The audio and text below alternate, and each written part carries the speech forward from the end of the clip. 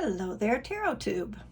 So I'm here to do a little hot take, I guess is a good way of putting it, walkthrough hot take on a new deck that I just got. So I backed this on Kickstarter, just got here, and it's just fun. It is fun. So this is the same person that makes all the other Alleyman decks, which I've got a couple of them.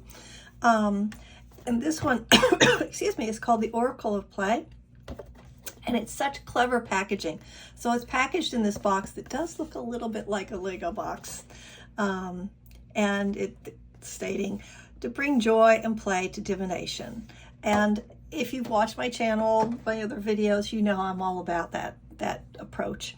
And because I think that play is a key part of being a resilient person. I think it's really important just to find joy. All right, back to this. So the packaging, we've got a little Ouija board reference. This is silly, right? What is this devil cooking up? Oh, it's a Lego block. Yeah, and then this, like maybe Hellfire and Brimstone, like maybe that's your Lego set. It's cute. It's really cute. And there they are building it. All right, so now let's take a look at what we actually get. So it doesn't come with the dice. That's a prop. My dice up here. It's a prop. So it comes packaged in this, which does look like, you know, a game of like when you get a game and the pieces are in like this. Now, personally, I'm really getting tired of all the plastic packaging from everybody, but I do understand the reference. I'm charmed, but yeah, I don't love that part. Okay, anyway, so we've got our guidebook, which kind of looks like a manga or a comic book format, which is also very fun. Like, I just enjoy this. He's really done a great job with this. And the packaging from all of his other stuff has been very clever too. So let's just take a look at this. As with his other products, you've got the back that is specific to this card. Maybe it was one card from the deck, or maybe it wasn't. But each card's going to have a different back. So you do know when you're flipping through it, you're going to see, you know, when you pull a card, that's not going to be a big mystery what you got if you're familiar with the deck. So, but that's the way Magpie decks normally are, although sometimes they'll have the same back, but this one doesn't. So let's take a look at what we've got here. I've already got it out of order because, because I do. But, all right, let's take a look at this one. I opened it up. There we go. All right, so Fate's Dice, created for this deck by Nala J. Wu. Find more of Nala's works on. They've got her links. Fate's Dice is a reminder of chaos and chance, but it's not just its presence in our life. Fate's Dice speaks of it in spaces where it is randomness and the increased risk of failure is without danger. It asks you to learn to accept, embrace, and support danger and risk in spaces that cannot harm you, to better accept it in life where it can. So I am just going to like go out on a limb here and say that, you know, when you play a game, so this is a reference to a 20-sided dice game, a tabletop role-playing game. The most popular is Dungeons and Dragons, but there are a lot out there, just giving them a commercial here. Powered by the Apocalypse, Pathfinder, Shadow Dark. There are a lot. There are Dagger Heart's a new one that's coming out. Roll20 is a new one that just came out. There's a lot of games, so don't let yourself get locked into these games. But a specific game, I should say. But what's fun about these games is it does let you take risks and do things that you would not do. Really, just not do. You wouldn't, yeah, you just take risks, and it's safe to do it. And that's, I think, what makes it kind of fun. So here, this is the first time we're doing a hot take, a very hot take here. So it says, one of the best parts of playing a game that has a randomizing element, such as dice, a dial, spinner, a top, block top, whatever, is that they challenge you. it's easy, I think, to tell a story just how you want it to be told, how you would like to have it happen. But this is more than that. It's having a hope and a dream, and then casting it to the gods as you roll to see if what you want is even possible. Doing it in real life can be frustrating. Okay, so if you want to read the whole description, go ahead and, hit the pause and read it. So yeah, it just gives you a nice assortment of things to consider if you pull this card. In fact, I would say, again, we're really in a total hot take moment here.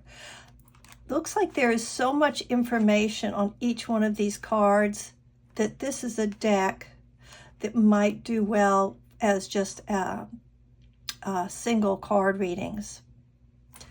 So let's just take a look. Let's just kind of flip through some, and let's see if any of them catch my attention, and then we'll take a look at the guidebook.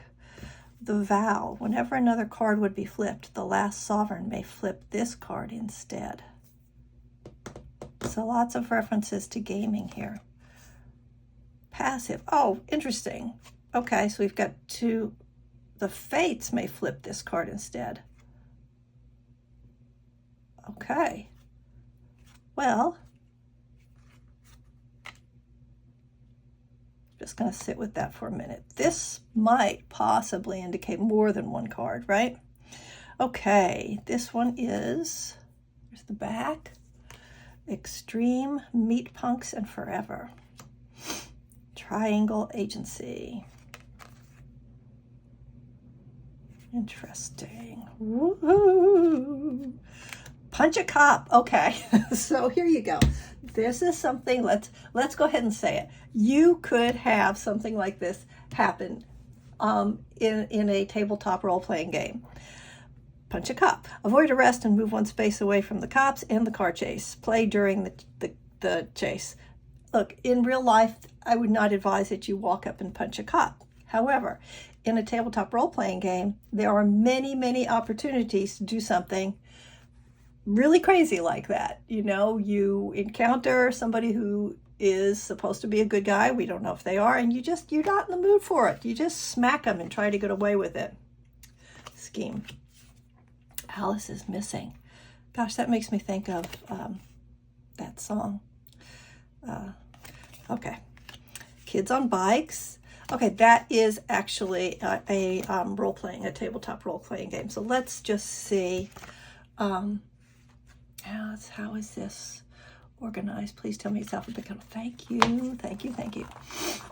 Right, okay, so it is from the game of the same name, created by Hunters Entertainment. See what I'm saying about, there's just so many. And this drive-through RPG is a great resource for it. Okay, Kids on Bikes speaks to the experience of summer nights when you're young, when you have freedom, when you feel anything can still happen, it just well might. Claim this for yourself today. A similar game to Kids on Bikes is Tales from the Loop, because you are a kid on a bike in that one. Okay, so let's see how this would read. There is a time in every child's life when they stop being able to play, when they lose their chance to go out on an adventure with their friends. Of course, this is not a universal truth. Many kids in the world don't get this at all.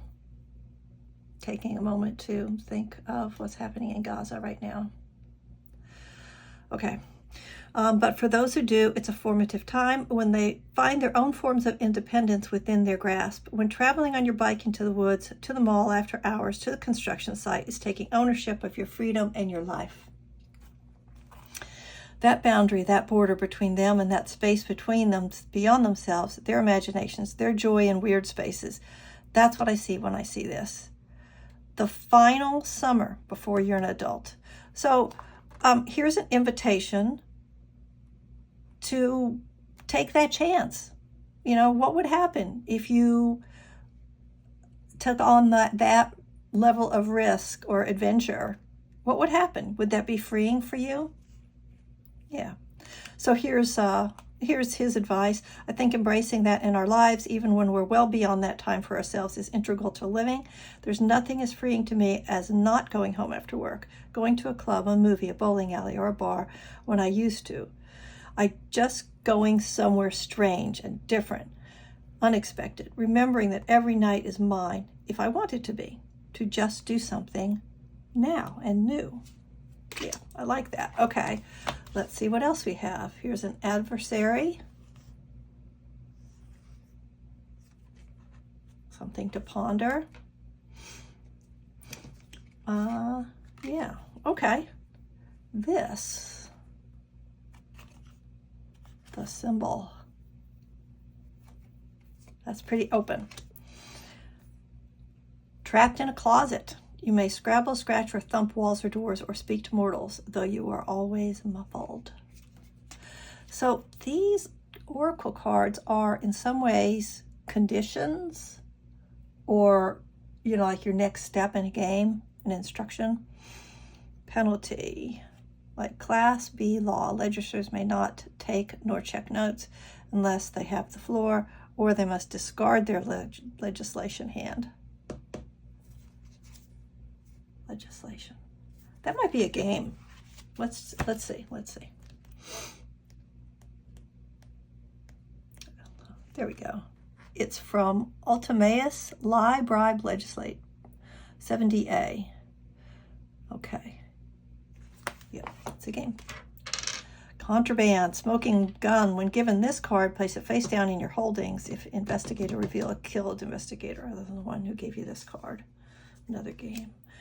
Mirror, scholar, at the start of your turn, 1 gain. Okay, so then maybe I'm going to step back from my original comment, which was maybe it's a single card draw. I could see this being something you add on to a reading, like a tarot reading, or saying I'm going to pull 6 cards and play them like it was a game, making up a game as you go along. Search your buried cards for up to 3 cards and discard them. Oh, this is fun. Tether.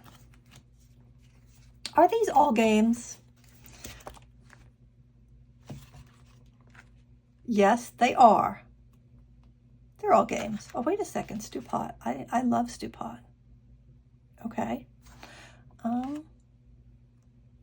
No, they're not all games. Oracle Manifest, game of the same name, New Aether. All right, so it is a combination of things, and I bet you there's nothing in here from Dungeons and Dragons because of the OGL scandal, and you can Google that if you're curious, because I'm not getting into it. But suffice it to say that if you think Disney likes to license things, check out Wizards of the Coast. Okay. Road. When built, you may immediately take an explore action next to the road. All right, I am really curious. I am just going to have to jump in. I think I know who this is, Jester. I am really going to have to jump in and just play with this deck to see what's what.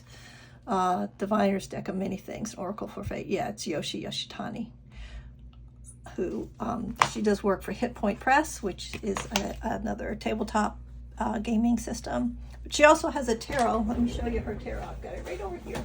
Right over here. I'm a big fan. Big fan. Right. So if you have Tarot of the Divine, this is her work. Oh, look at the cute dragon. I don't know why I think dragons are cute, even when they're big and scary. But I do. Let's see what this one is. This has really turned into a ramble. The White Wormling from Draconic Destiny. Also Hit Point Press. Okay, this may be, Hit Point Press is putting out some dragon decks. So I guess this is what this is from. Yep. Well, that's tempting. Their decks are not cheap though. Blue. Hey, Hit Point Press, hit me up. I'll review your decks. Send me one. Okay. Imperial Twang. The Giants. I have a good bit of Hit Point Press stuff, and I pay for it out of my hard-earned money. Let's see what the Giants is. There we go. This is from the Endless Oracle by Eric Mayle. Giants asks you to think about situations in which you have absolute power over someone or something else and act with kindness. It is easy to step on something small, to crush things that are weak or lacking foundation. It takes care and kindness to help instead. Well, I am an educator. I've been teaching piano for several decades now. And, you know, this is something anybody who's in education has to think about a lot. You know, we are giants. We have to be very careful with how we make corrections and what we say to things. This is also interesting. This reminds me of Horny Toad. A horned toad. I went to TCU, which that's our mascot. Man, I am rambling. Le combatants. How are we gonna do this? Lay? Nope. Well, I don't know where this is from. Combat, maybe? I can just imagine you watching this video and saying, look here, you silly head. Well, I don't know. I don't know where it's from. We got a mystery here. It's gorge, though. Monster Squad. Okay, we seem to have gone through a little group of monster cards. Spire, the city that must fall. That must be a game. Generations. This has sort of an apocalyptic feel, doesn't it? Bloodbeam Badlands. It's a rogue. Let's see. Bloodbeam Badlands. I have a feeling that I am going to find some new games I want to play from this deck. From the game of the same name. It's a card of surprising new turns and twists of things, and the reminder that there is no end to the stories to be told. Don't believe people when they say no original ideas are left. There are more out there than we could ever have.